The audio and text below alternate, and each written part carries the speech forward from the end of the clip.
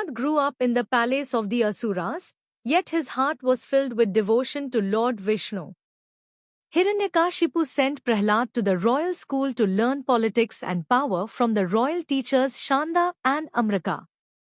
Instead of learning worldly ambition, Prahlad spoke to the other children about devotion to Vishnu. One day Hiranyakashipu asked his son, "Tell me, what is the greatest knowledge you have learned?" Prahlad replied that the greatest knowledge is devotion to Lord Vishnu. Hearing the name of Vishnu, Hiranyakashipu became furious and ordered that Prahlad abandon this devotion. Prahlad was sent back to the royal school. The royal teachers noticed that Prahlad continued to share the teachings of devotion with everyone around him. Hiranyakashipu confronted Prahlad once more, determined to change his son's mind. Prahlad answered with unwavering faith, "The Lord Vishnu is supreme." Hiranyakashipu ordered that poison be given to Prahlad. But with unwavering faith, Prahlad accepted it peacefully, remembering Lord Vishnu, and remained completely unharmed. Powerful elephants were brought to crush Prahlad. But they bowed before him, unable to harm one protected by the Lord. The king then commanded that Prahlad be placed among deadly serpents, yet the snakes could not harm him, as divine protection surrounded the young devotee. To break Prahlad's devotion, Hiranyakashipu sought help from his sister Holika. Believing herself protected by divine fire, she sat with Prahlad in blazing flames.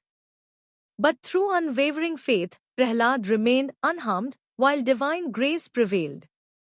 Bound and cast into the ocean, Prahlad remained fearless. Even the vast waters could not harm the child devoted to the Lord. Despite every attempt, Prahlad remained unharmed. Hiranyakashipu grew restless and furious, unable to understand the source of his son's strength. Enraged, Hiranyakashipu shouted, "If your Vishnu is everywhere, is he in this pillar?" Prahlad replied peacefully, "Yes, father, the Lord is everywhere." In fury, Hiranyakashipu struck the pillar. Striking the pillar, Hiranyakashipu unleashed a thunderous sound. From within emerged a powerful divine form beyond man, beyond beast. Lord Narsimha appeared, a wondrous form of divine protection to uphold truth and protect his devotee.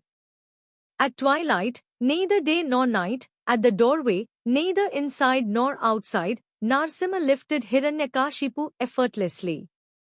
Not on earth, not in the sky, but upon his lap. Not by weapon, but by his divine claws. In that moment, every condition of the boon was transcended.